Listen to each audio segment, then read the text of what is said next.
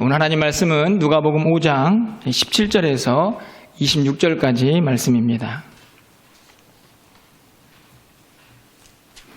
신약성경 96쪽에 있습니다. 누가복음 5장 17절에서 26절까지 한 절씩 교독하고 마지막 26절은 함께 읽도록 하겠습니다. 하루는 가르치실 때에 갈릴리의 각 마을과 유대와 예루살렘에서 온 바리새인과 율법 교사들이 앉았는데 병을 고치는 주의 능력이 예수와 함께 하더라.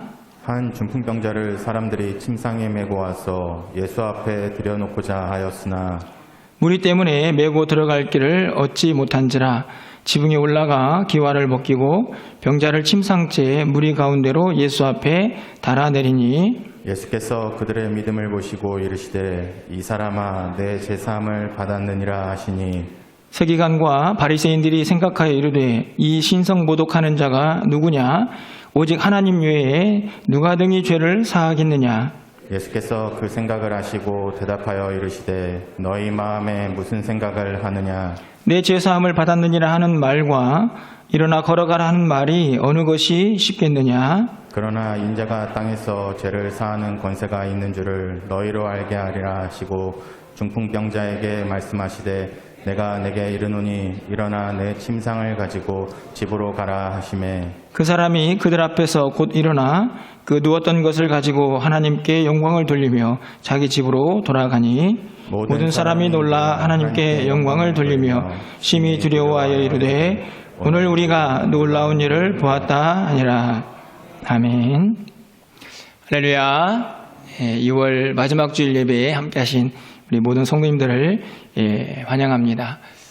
우리가 흔히 친구 따라 강남 간다 하는 그런 말들을 하곤 합니다. 혹시 이런 경험이 있으신가요? 친구 따라서 강남을 가보신 경험이 있는지 모르겠습니다. 보통 우리가 마음을 먹진 않았지만 어떤 일을 하다가 친구가 하는 일에 덩달아서 그 일에 동참하게 됐을 때 종종 쓰는 말이기는 합니다. 그렇게 친구 따라 강남을 갔을 때 여러분들에게 이익이 더 많으셨습니까? 아니면 손해가 더 많으셨습니까? 하지 말았을 걸 괜히 했네.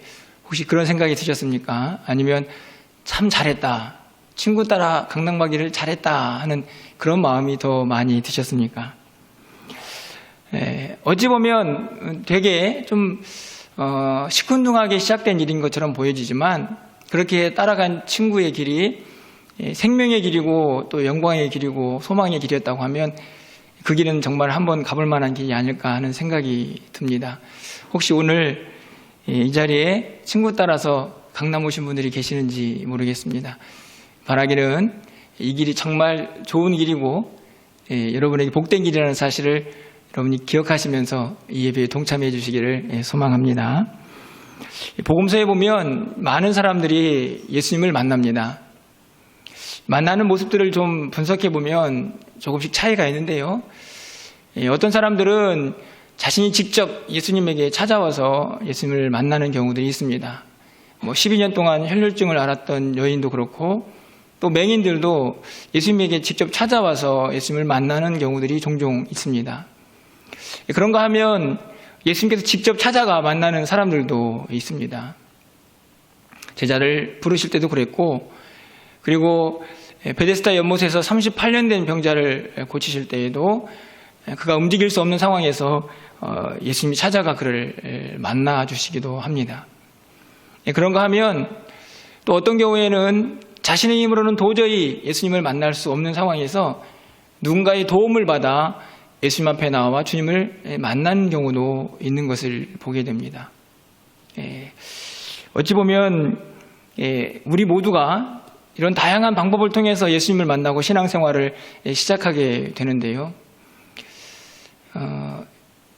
요즘에 특별히 우리가 예수를 믿게 된 모든 과정들을 보면 어떤 경우가 가장 많을까를 생각해 봅니다. 아마도 세 번째 경우가 가장 많지 않을까 생각이 듭니다. 자기 스스로 나오기보다는 누군가의 도움을 받아서 예수님 앞에 나오는 경우가 많게 되는 것이죠. 우리가 전도 대상자를 작정을 하고 있습니다. 이 일을 하는 이유는 당연히 우리에게 맡겨진 사명이기도 하지만 정말 예수님이 필요한데 예수님을 만나야 하는데 자기 스스로는 그렇게 나올 수 없는 사람들, 그들을 주님 앞으로 인도하기 위함이죠. 오늘 1부 때 두 분이 새로 등록을 하셨습니다. 그분들도 누군가의 인도를 받아서 교회에 등록을 하셨는데요. 참 놀라운 것은 그 두 분을 인도하신 분이 작년 6월에 우리 교회에 새로 등록하신 분이라는 사실입니다. 저는 그런 일을 볼 때마다 어떻게 교회에 오신 지 얼마도 되지 않았는데 누군가를 또 인도하실 생각을 할까 하는 사실 그런 궁금증이 들기도 하는데요. 그 모습을 보아도 누군가가 전해서 그들을 인도해서 주님 앞으로 나오는 경우가 많다 하는 것을 다시 한번 보게 됩니다. 오늘 본문은 우리가 잘 알고 있는 내용입니다. 한 중풍병자를 네 사람이 함께 힘을 모아서 예수님을 만나게 하고 그로 인해서 병고침과 또 치유의 역사를 경험하는, 구원의 역사를 경험하는 그 일들의 기록이죠. 어찌 보면 오늘 우리가 하고 있는 복음을 전해야 하는 그 귀한 사명을 어떻게 하면 잘할 수 있을까를 잘 가르쳐주고 또 우리가 만나도록 인도해야 할 그 주님은 어떤 분이신가를 너무나 잘 보여주고 있는 귀한 본문이라고 생각이 듭니다. 공관복음이라고 하죠. 마태, 마가, 누가, 요한복음을 뺀 나머지 세 복음서에 동일하게 기록되어 있는 이 말씀 속에서 오늘 우리가 어떤 마음으로 또 한 영혼을 바라봐야 할지를 함께 좀 결단하고 은혜를 나누는 시간을 갖고자 합니다. 먼저 이 한 중풍병자를 좀 살펴보기를 원하는데요.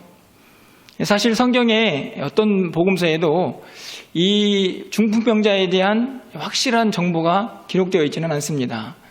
몇 년 동안 아팠고 그리고 나이는 몇 살이고 뭐 이런 가족관계는 어떻고 하는 내용이 전혀 기록이 되어 있지는 않고 그냥 한 중풍병자라고만 기록이 되어 있습니다. 사실은 그럼에도 불구하고 한 가지 아주 확실한 사실은 우리가 확인할 수 있습니다. 그건 뭐냐 하면 그가 무척 어렵고 힘든 상황 속에 병과 싸우고 있었다 하는 것이죠. 그 이유는 그가 예수님을 만나기 위해서 나오는 과정을 통해서 알 수가 있습니다.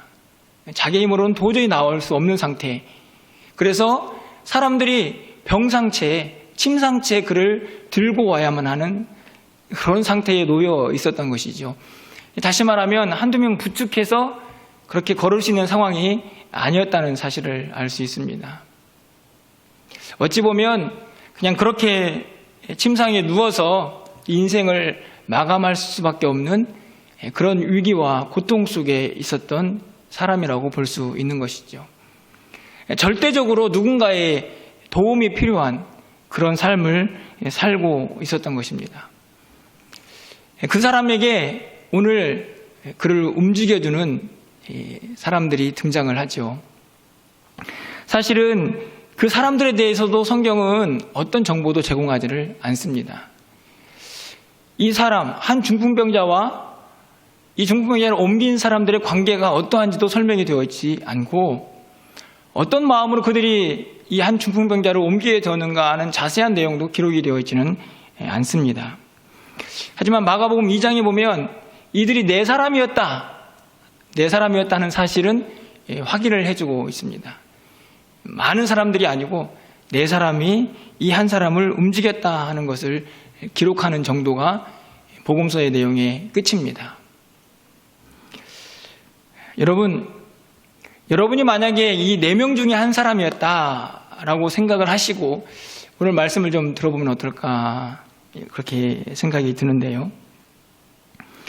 사실 이 네 명이 함께 힘을 모아서 한 사람을 움직여가고 있는 과정이 그렇게 쉽지만 않았던 것을 우리가 알 수 있습니다.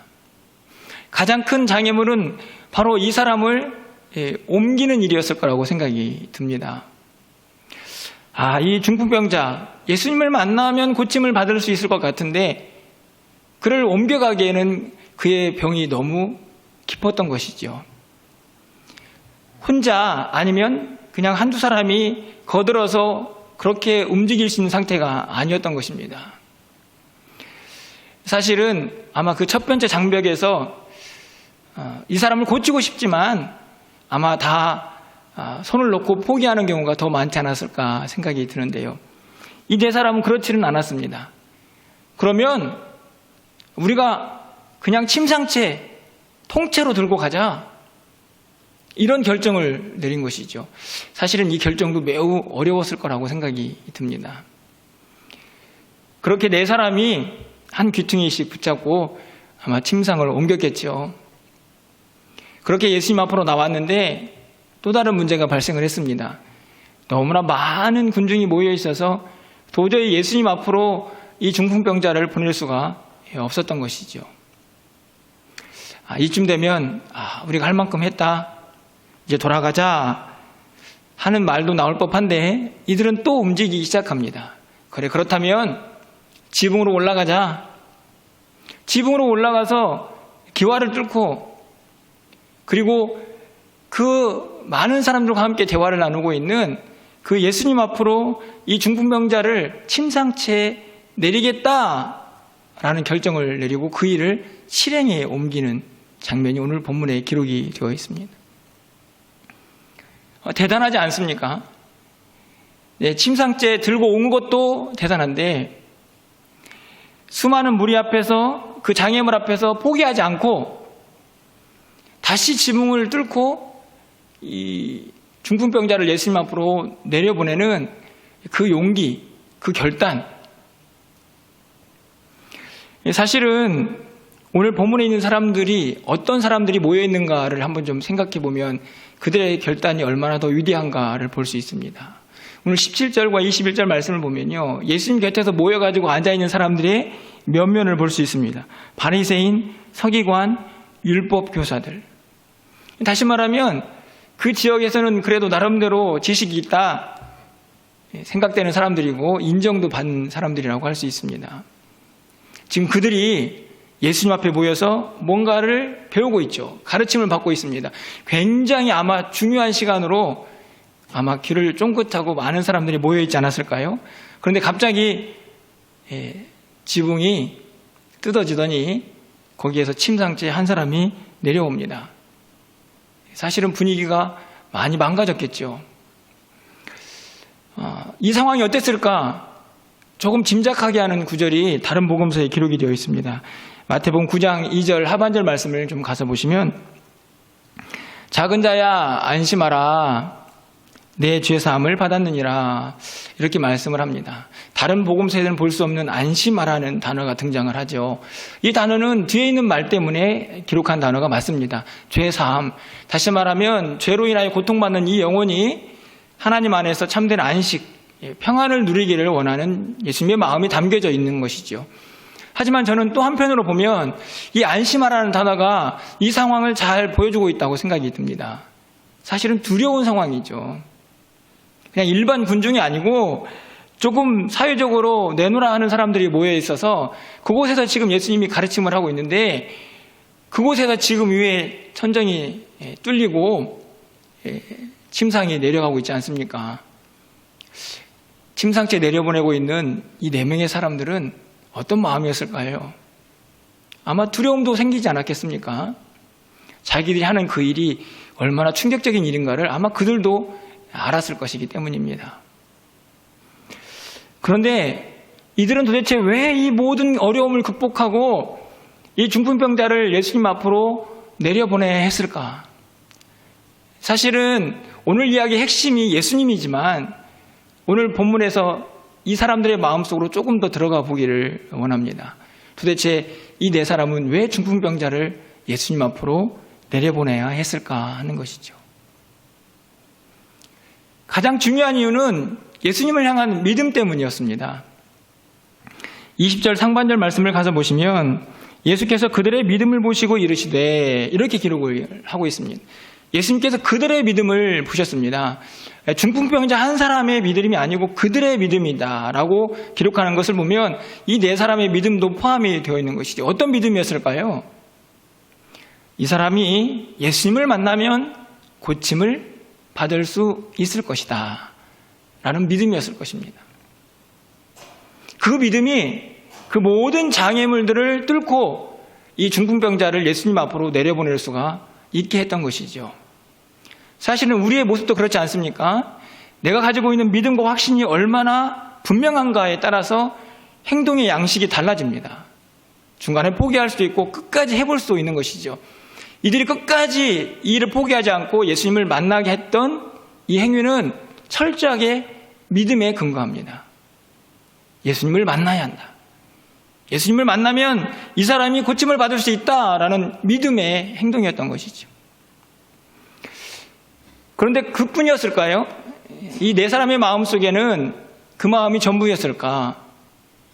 저는 또 다른 마음이 있었을 것이라고 생각이 듭니다.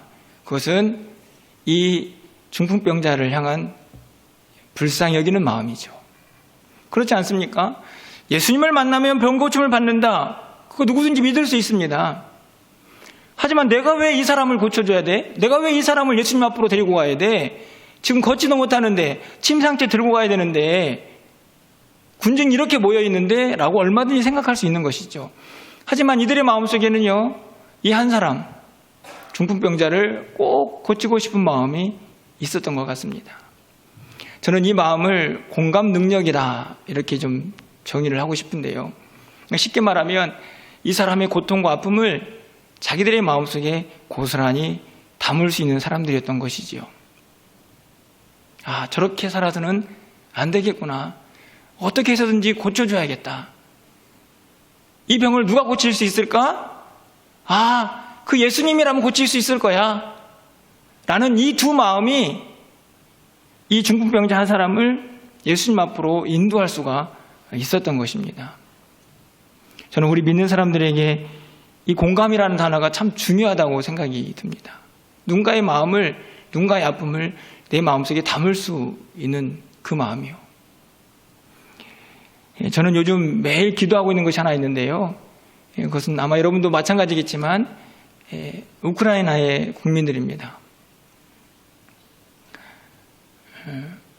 한 아이가 전쟁터에 나가야 하는 아버지의 품을 떠나서 울고 있는 모습을 여러분도 아마 보셨을 것입니다. 울고 있는 아빠, 울고 있는 딸. 사실은 우리와 전혀 상관이 없는, 우리가 알지도 못하는, 우리가 너무나 먼 그곳에 있는 사람들의 이야기지만 그냥 누군가의 딸, 누군가의 아빠, 그 전쟁의 아픔이 얼마나 클까 하는 마음이 우리의 마음에 담겨질 때 우리는 그들을 위하여 눈물을 흘리며 기도할 수가 있는 것이죠. 우리가 사실 열방을 품고 기도하자 이런 말 참 많이 합니다. 우리 이웃도 마찬가지죠. 잘 되지 않습니다. 왜 그럴까요? 나와 상관이 없는 사람으로 이해가 되기 때문입니다. 하지만 오늘 이 중풍병자를 향한 이 4명의 사람의 모습처럼 그들의 아픔, 그들의 고통이 내 것으로 느껴진다고 하면 전혀 다른 모습으로 우리가 주님 앞에 기도하고 또 믿음 생활을 할 수 있지 않을까 생각이 듭니다. 오늘 이 중풍병자는 그 4사람을 통해서 예수님을 만날 수 있었습니다. 주님이라면 이 병을 고칠 수 있을 거야.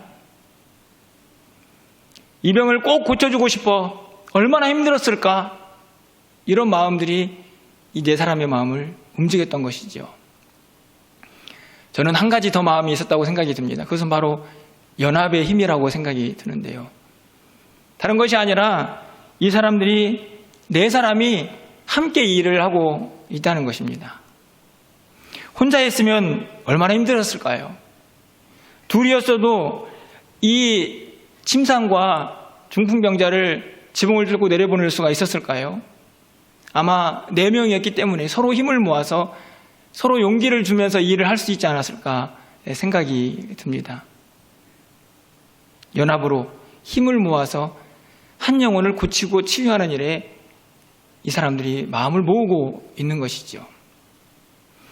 저는 우리가 한 영혼을 구원할 때에도, 한 사람 주님 앞으로 인도할 때에도 이 세 가지의 마음이 동일하게 필요하다고 확신합니다. 가장 먼저는 예수님을 믿는 믿음이 있어야 합니다. 한 영혼이 주님을 만나야만 그들의 영혼에 소망이 있다. 주님만이 우리를 고치실 수 있다. 주님은 하실 수 있을 거야. 라고 하는 그 믿음이죠.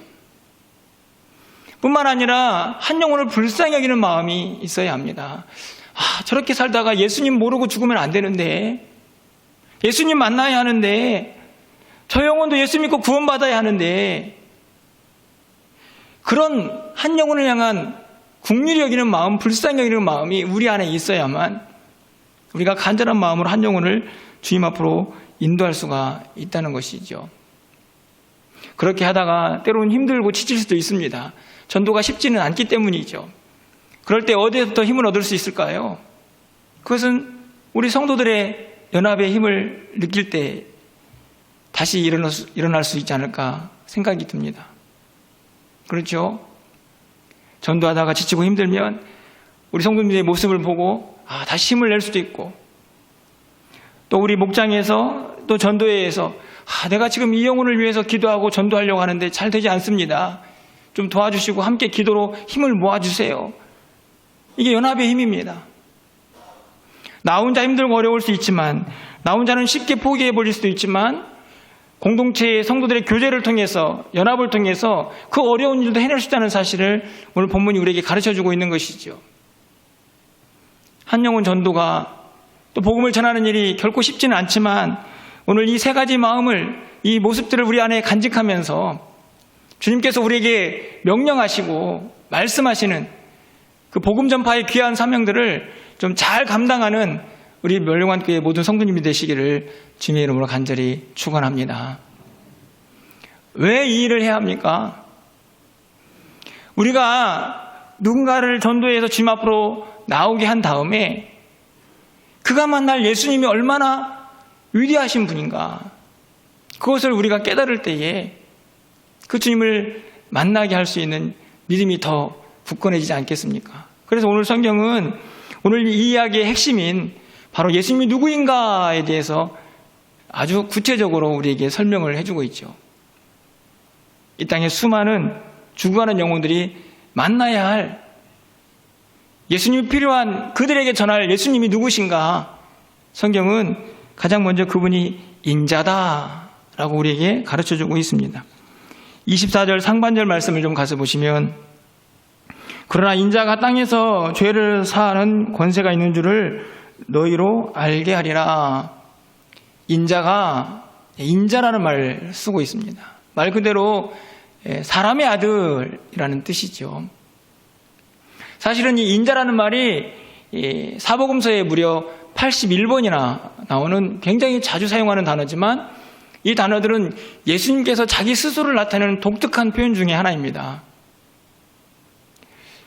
하나님의 아들이 이 땅에 사람의 몸을 입고 사람의 아들로 태어나셨습니다. 하지만 그분이 사람의 아들로 끝이 아니고 하나님의 아들이시기 때문에 우리에게 구세주로, 메시아로 오셨다 하는 사실을 드러내는 특별한 호칭 중에 하나가 인자입니다. 그런데 예수님께서 오늘 본문에서 왜 인자라는 단어를 사용하셨을까, 이런 생각을 해보게 되는데요.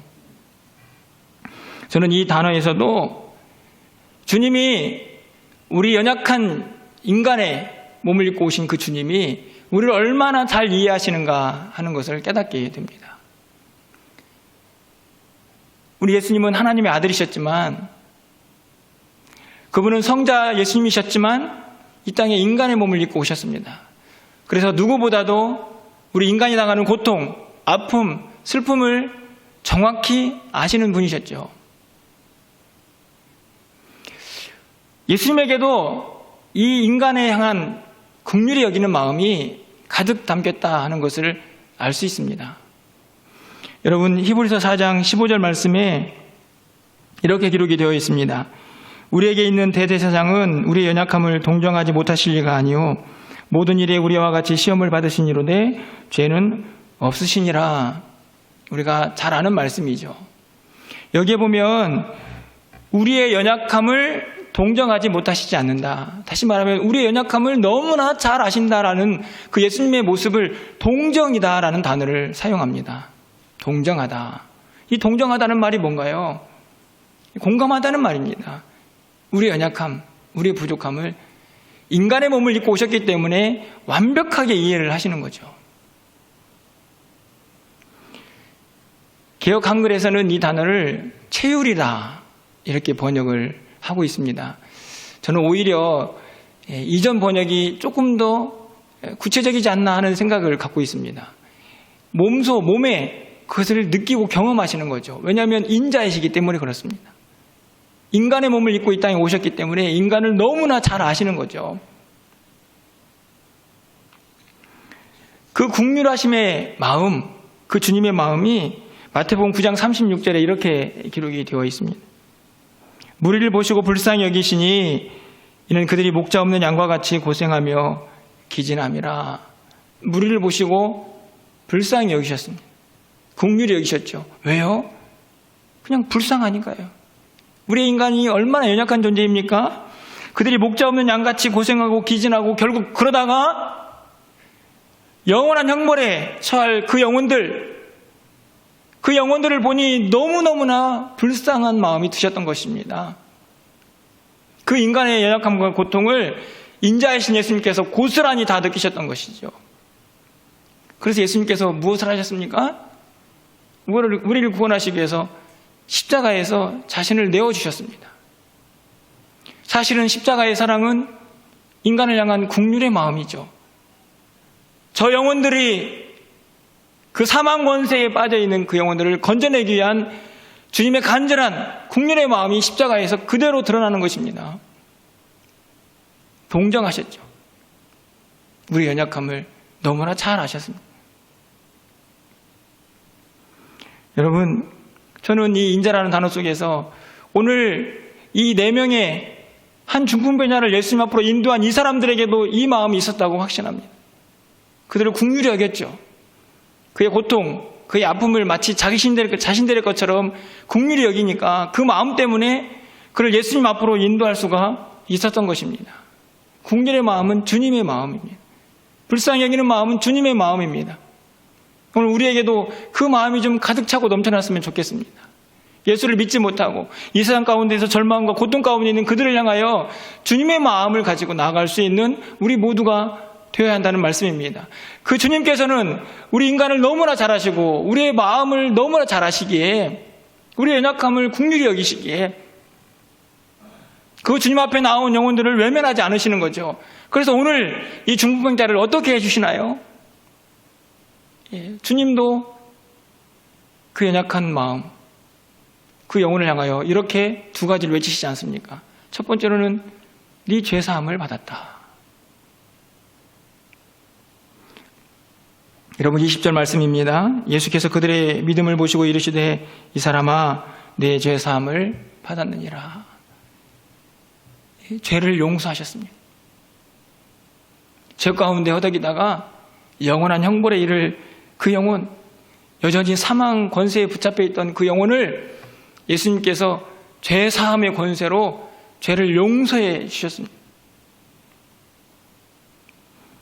그렇게 살아서는 안 되기에 예수님의 그 능력과 권세를 이 한 중풍병자에게 유감없이 마음껏 행사하고 계시는 것이죠. 왜 그렇습니까? 그분이 하나님이셨기 때문이죠. 21절 말씀을 가서 보시면요. 서기관과 바리새인들이 생각하여 이르되 이 신성 모독하는 자가 누구냐? 오직 하나님 외에 누가 능히 죄를 사하겠느냐? 그렇습니다.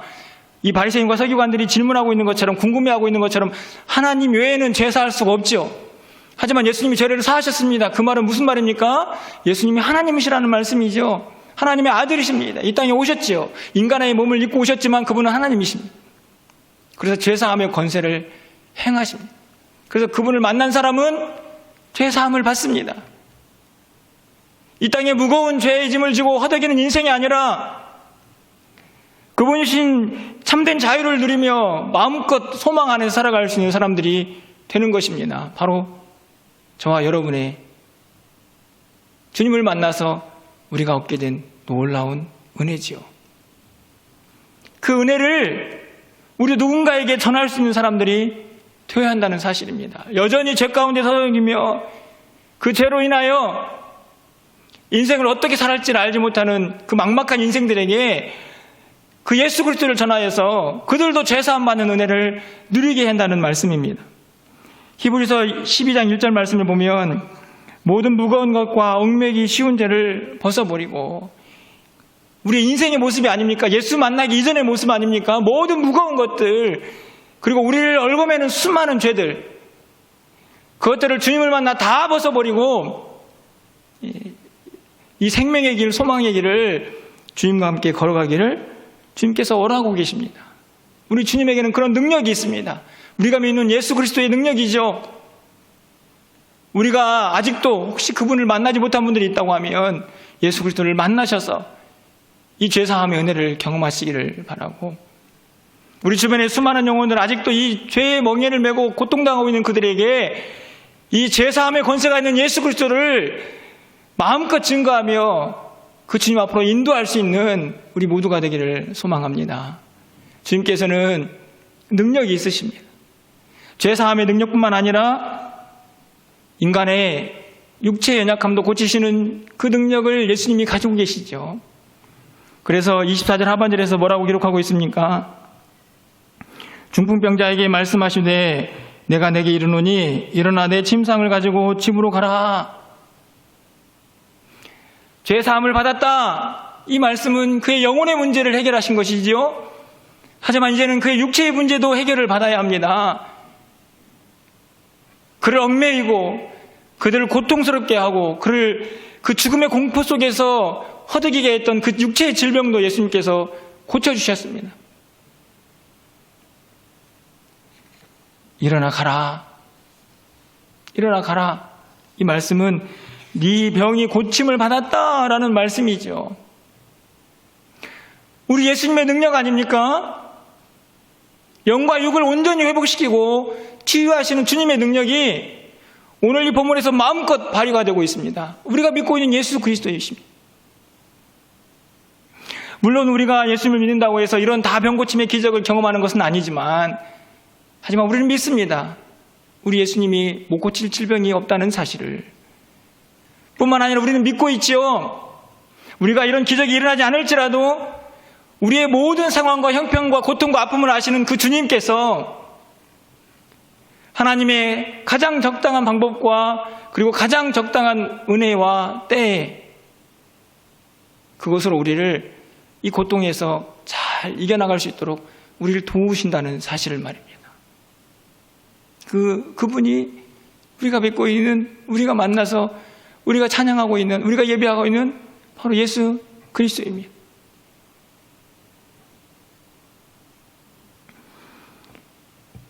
우리가 우리 주변에 있는 많은 영혼들에게 이 주님을 좀 마음껏 전할 수 있는, 그래서 그 영혼들도 죄사함 받고 병고침 받고 영과 육의 온전한 치유를 경험할 수 있는 그 은혜의 자리에 그들을 인도할 수 있는 저와 여러분의 삶이 되시기를 주님의 이름으로 간절히 축원합니다.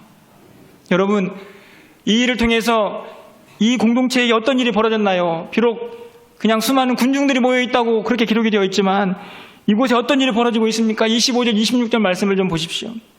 그 사람이 그들 앞에서 곧 일어나 그 누웠던 것을 가지고 하나님께 영광을 돌리며 자기 집으로 돌아갑니다. 그렇죠. 병고침을 받은 중풍병자는 너무너무나 놀라운 이 사건 앞에서 하나님께 영광을 돌리고 어떤 마음으로 돌아갔을까요? 기쁨과 감사가 충만해서 돌아갔겠죠. 도대체 이 일이 꿈이냐 생시냐? 아마 그런 마음으로 돌아가지 않았겠습니까? 뿐만 아니라 26절 말씀을 보십시오. 모든 사람이 놀라. 그렇죠. 놀라야죠. 놀라야죠. 침상에 들어 눕혀서 예수님을 만난 그 영혼이 이제는 걸어서 자기 집으로 돌아가고 있는데 놀랄 일이죠. 하나님께 영광을 돌립니다. 심히 들어와 이르되 오늘 우리가 놀라운 일을 보았다.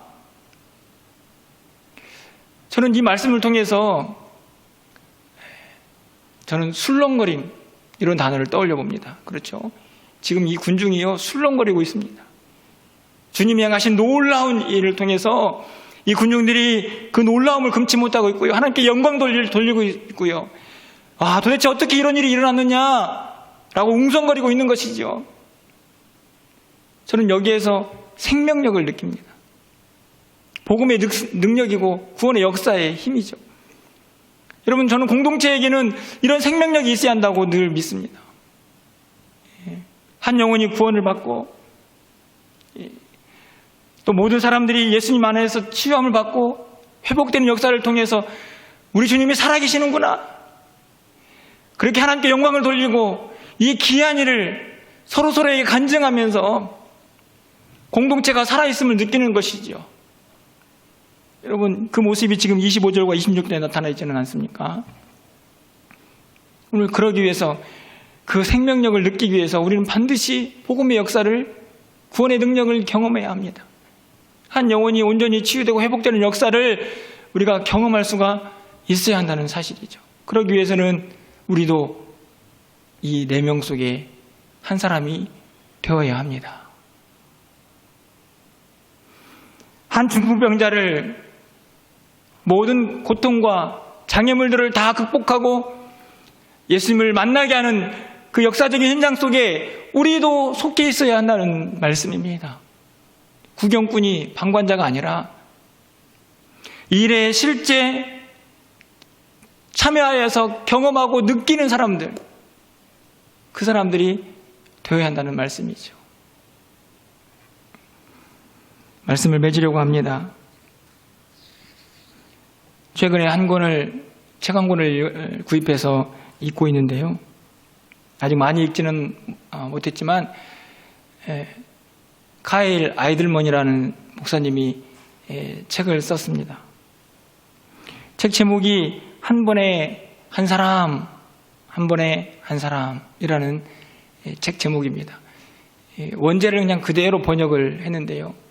궁금해서 이분이 어떤 분인가 인터넷을 통해서 들어가 봤더니 그 교회에서 열심히 한 번에 한 사람이라는 제목으로 설교를 하고 계시더라고요.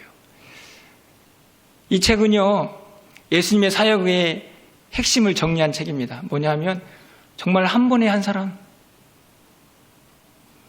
무리와 대중을 놓고 다 변화시키는 예수님이 아니고 한 사람 만나서 한 번에 한 사람씩 변화시키는 예수님. 오늘도 마찬가지죠. 중풍병자 한 사람 만나서 한 사람 변화시키는, 한 번에 한 사람. 그런데 이 책의 맨 마지막 에필로그에 타이틀이 이렇게 되어 있었습니다. 인생 끝날 복음으로 사랑한 삶만 남는다. 여러분, 이 구절을 함께 좀 읽고 말씀을 좀 맺으려고 합니다. 화면을 보시면서 함께 좀 읽어보겠습니다. 인생 끝날 복음으로 사랑한 삶만 남는다. 우리 인생이 끝나면요, 많은 것이 사라질 것입니다. 하지만 이 사람은, 이 목사님은 이렇게 확신하고 있습니다. 복음으로 사랑한 삶은 남게 될 것이다. 그렇죠? 복음의 열매로 우리가 사라진 다음에도 이 땅에 그 씨가 뿌려져서 열매로 맺어질 것이기 때문입니다. 복음으로 사랑하는 삶을 사셔야 합니다. 그것은 다른 것이 아니죠. 한 영혼을 주님의 마음으로 품고 그 영혼을 사랑하는 것입니다. 주님의 몸된 교회를 주님의 마음으로 품고 섬기고 사랑하는 것이죠. 그게 복음으로 사랑하는 삶입니다. 우리의 인생이 다 끝나는 날 그 복음으로 사랑하는 삶만 남게 될 것입니다. 여러분, 우리 모두가 이 복음으로 사랑하는 이 신앙생활에 오늘 이 4명의 사람들처럼 함께 동참하여서 구원의 역사, 복음의 능력들을 우리 모두가 마음껏 경험하면서 그 하나님을 찬양하고 그 하나님께 영광 돌리는 그 삶을 살아갈 수 있는 우리 공동체, 우리 모두가 되시기를 주님의 이름으로 간절히 축원합니다.